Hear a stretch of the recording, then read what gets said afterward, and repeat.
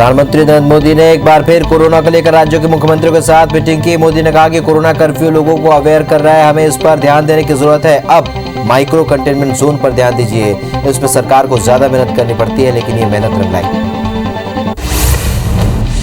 प्रधानमंत्री ने कहा कि मैं सभी सीएम से आग्रह करता हूं कि आप मशीनरी के जरिए सर्वे करें। पहले कोरोना में हल्के लक्षण में लोग डर जाते थे, लेकिन इन दिनों लोग समझ रहे हैं कि जुकाम हो गया है, वे परिवार के साथ पहले की तरह जिंदगी जीते हैं। इससे पूरा परिवार लपेटे में आ जाता है। वैक्सीन से ज्यादा जरूरत टेस्टिंग करने की।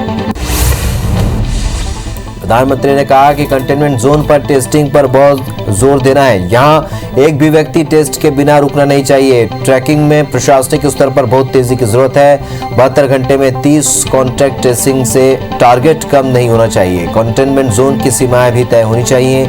जहां केस है वहीं इलाका सील करें। ऐसा नहीं कि एक टावर में संक्रमित है, उसका बगल वाला टावर सील कर दिया, ऐसा मत कीजिए। जमीन तक जाते जाते प्रयासों में सुस्ती नहीं आनी चाहिए। छत्तीसगढ़ में बढ़ते कोरोना संक्रमण के बीच सीएम भूपेश बघेल ने पीएम नरेंद्र मोदी से अनुरोध किया। सीएम ने वैक्सीनेशन की न्यूनतम उम्र 18 साल करने की मांग की। ट्वीट करते हुए सीएम भूपेश बघेल ने लिखा, संक्रमण बढ़ रहा है तो हमेशा की तरह भविष्य में आने वाली चुनौतियों के प्रबंधन हेतु हमारे देश की युवा पीढ़ी तैयार है। सुप्रीम कोर्ट ने महाराष्ट्र सरकार और उसके पूर्व गृह मंत्री अनिल देशमुख की अर्जी खारिज कर दी है। दोनों ने बॉम्बे हाई कोर्ट के उस फैसले को चुनौती दी जिसमें 100 करोड़ की वसूली के आरोपों की सीबीआई जांच का आदेश दिया गया था। सुप्रीम कोर्ट ने कहा कि 2 बड़े पद पर बैठे लोगों से जुड़ा मामला है, लोगों का भरोसा बना रहे, इसलिए निष्पक्ष जांच जरूरी है।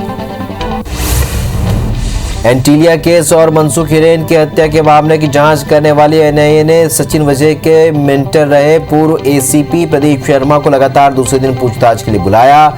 इससे पहले शर्मा से बुधवार को 8 घंटे तक पूछताछ हुई थी। वहीं एनआईए को वजय के एक बैंक खाते में 1.5 करोड़ रुपए होने की जानकारी मिली थी और इतनी बड़ी रकम मिलने से वजय पर शक और बढ़ गया।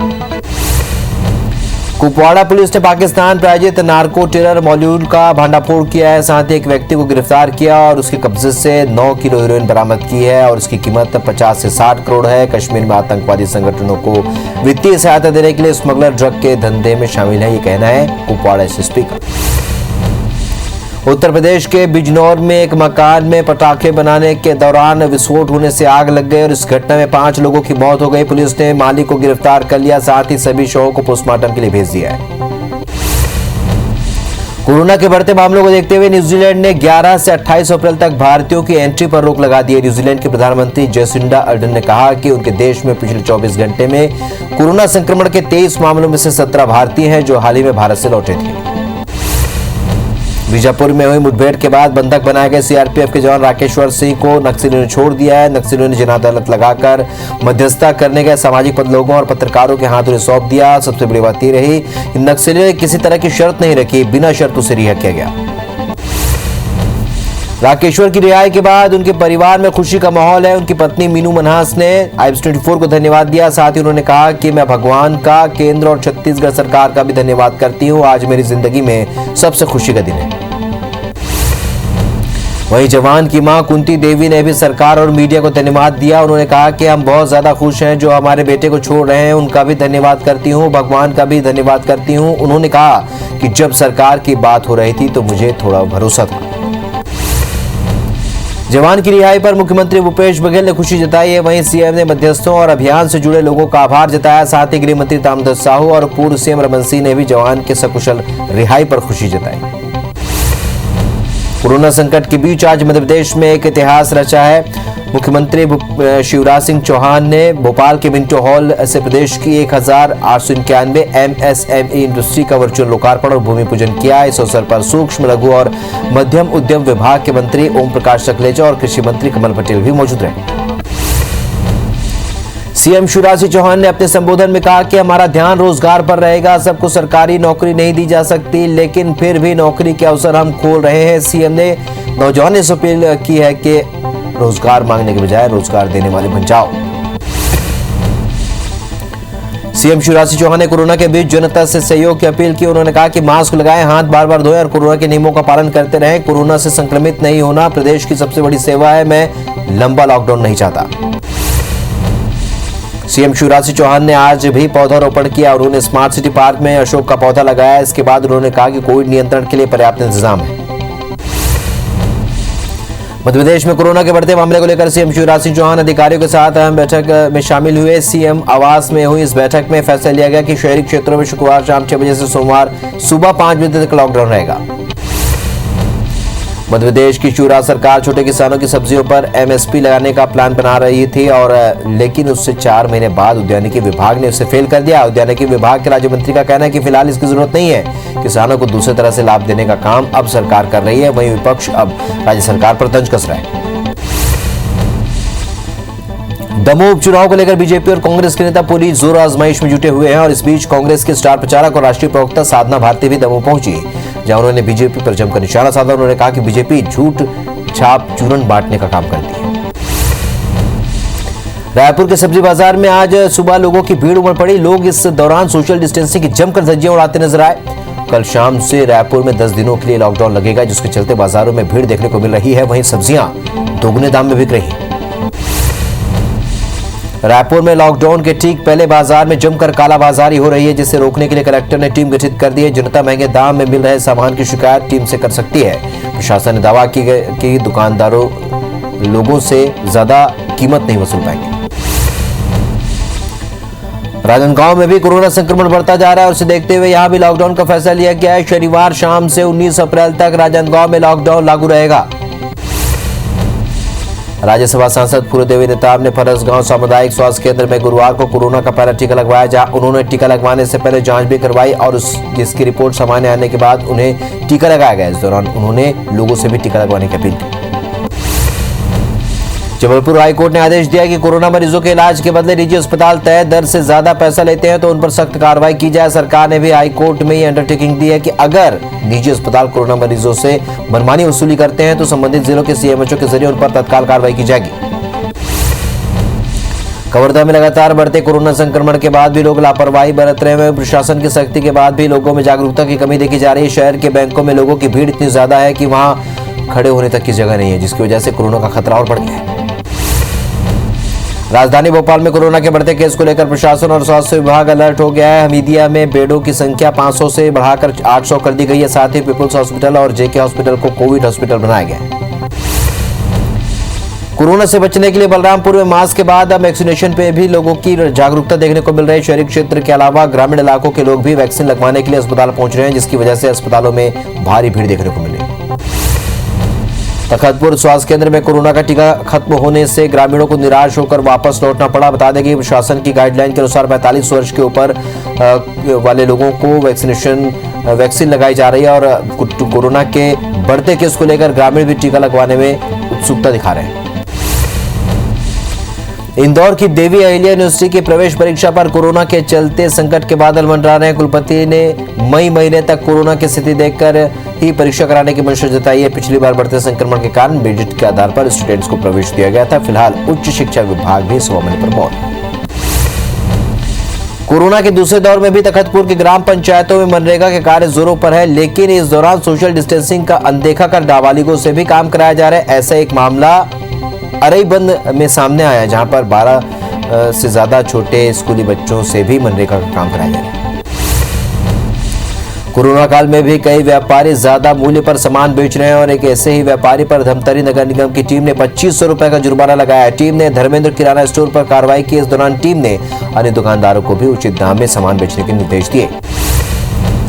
रायगढ़ नगर निगम ने शहर के लोगों को शुद्ध पेयजल उपलब्ध कराने के लिए वाटर एटीएम लगाने की योजना बनाई थी, जिसके तहत शहर के 5 जगहों में वाटर एटीएम लगाए गए थे, लेकिन सत्ता बदलने के बाद से ही योजना का बंटाधार हो गया। आलम यह है कि शहर में लगे 5 में से 4 एटीएम बंद हो गए। बिलासपुर की गुरु घासीदास सेंट्रल यूनिवर्सिटी में सुरक्षा कर्मियों के नाम पर एडवांस पीएफ में गबन और धोखाधड़ी का मामला सामने आया। एक सिक्योरिटी गार्ड की शिकायत पर पुलिस ने सुरक्षा कंपनी के निदेशकों पर एफआईआर दर्ज कर लिया और आगे की जांच शुरू कर दी। गुना के बीनागंज में किसानों को धनिया और चने की फसल का वाजिब दाम नहीं मिलने पर उन्होंने नेशनल हाईवे पर जाम लगा दिया। वहीं सूचना मिलते ही जनप्रतिनिधि और चाचौड़ा एसडीएम मौके पर पहुंचे और किसानों को समझाइश दी, तब जाकर कई मामला शांत हो पाया। हालांकि इस दौरान यह हंगामा आधे घंटे तक चला। जबलपुर में क्राइम ब्रांच और बरगी थाना पुलिस ने बड़ी कार्रवाई करते हुए 300 लीटर कच्ची शराब और 10,000 लीटर लहान बरामद किया है। तिखारी गांव के पास जंगल में बड़े पैमाने पर अवैध शराब बनाई जा रही थी और पुलिस ने 3 भट्टियों को नष्ट कर एक आरोपी को गिरफ्तार किया।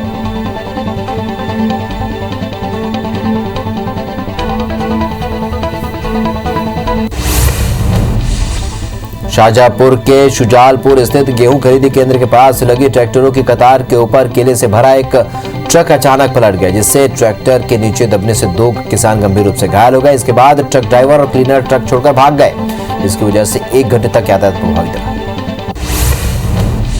सरगुजा के जामजोरिया गांव में बाइक सवार अनियंत्रित होकर पेड़ से जा टकराया। हादसे में बाइक पर सवार 2 युवक गंभीर रूप से घायल हो गए, जबकि एक युवक को मामूली चोट आई है, जिन्हें इलाज के लिए सामुदायिक स्वास्थ्य केंद्र में भर्ती कराया गया है। बता दें कि तीनों एक ही बाइक में सवार थे।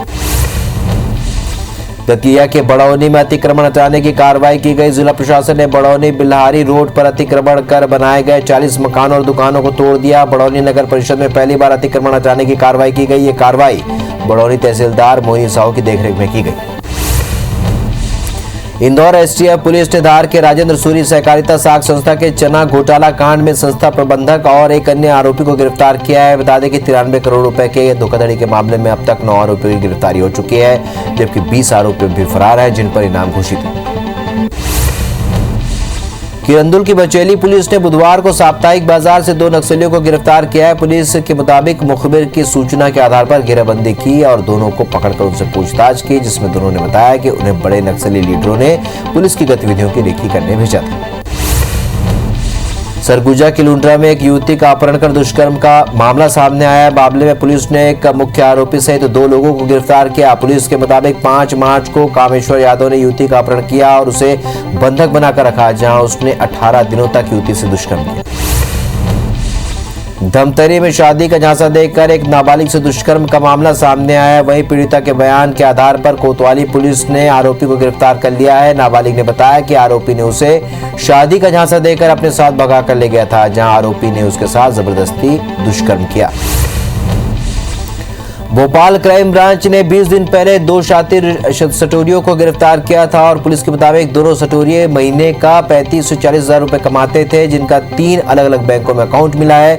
इसके बाद खातों को पुलिस ने सील कर दिया है। तीनों अकाउंट में करीब 5 से 6 लाख रुपए मिले। बलरामपुर की पस्ता पुलिस ने अवैध चिरान लकड़ी के साथ 3 आरोपियों को गिरफ्तार किया है। साथ ही उनके पास से एक पिकअप सहित उसमें लोड 106 नग चिरान लकड़ी को जब्त किया है। आरोपी सेमरसोत अभ्यारण्य के लकड़ी को पिकअप में लोड कर झारखंड की ओर ले जा रहे थे, तभी पुलिस ने वाहन का पीछा कर उन्हें पकड़ लिया। गरियाबंद में जंगली सुअर को काटते शिकारियों का एक वीडियो सोशल मीडिया पर जमकर वायरल हो रहा है, जिसे देखकर उदंती क्षेत्र की एंटी पोचिंग टीम और रेंजर तत्काल हरकत में आए और वीडियो में दिख रहे लोगों का पता लगाते हुए एक आरोपी को पकड़ लिया। टीम के मुताबिक ये घटना इंदा गांव की है। ग्वालियर के फूलबाग चौराहे के पास स्थित देसी अंग्रेजी शराब की दुकान में आग लग गई, जिसके बाद फायर ब्रिगेड की टीम तत्काल मौके पर पहुंची और आग पर काबू पाने की कोशिश शुरू कर दी। इसी दौरान आते में गैस सिलेंडर फटने से तेज धमाका हुआ। हालांकि कड़ी मशक्कत के बाद आग पर काबू पा लिया गया। कोरबा रेंज के लगभग सभी बीट के जंगल में पिछले 2 हफ्ते से आग लगी हुई है, जिसकी वजह से वनस्पति जलकर खाक हो रहे हैं। वहीं वन विभाग आग बुझाने के लिए कोई ठोस कदम नहीं उठा रहे हैं। इधर डीएफओ का कहना है कि संसाधनों की कमी के चलते मैदानी अमला अलर्ट पाकर भी कुछ नहीं कर पा रहे। कांकेर में छत्तीसगढ़ मुस्लिम संगठन ने सोशल डिस्टेंसिंग और मास्क सैनिटाइजर के साथ 22 जोड़ों का सामूहिक विवाह संपन्न कराया। संगठन ने गरीबों का विवाह ही नहीं करवाया, बल्कि उनके दहेज की व्यवस्था भी की। सुबह और शाम अलग अलग समय में कूपन जारी कर जोड़ों को अलग अलग समय में एंट्री दी गई।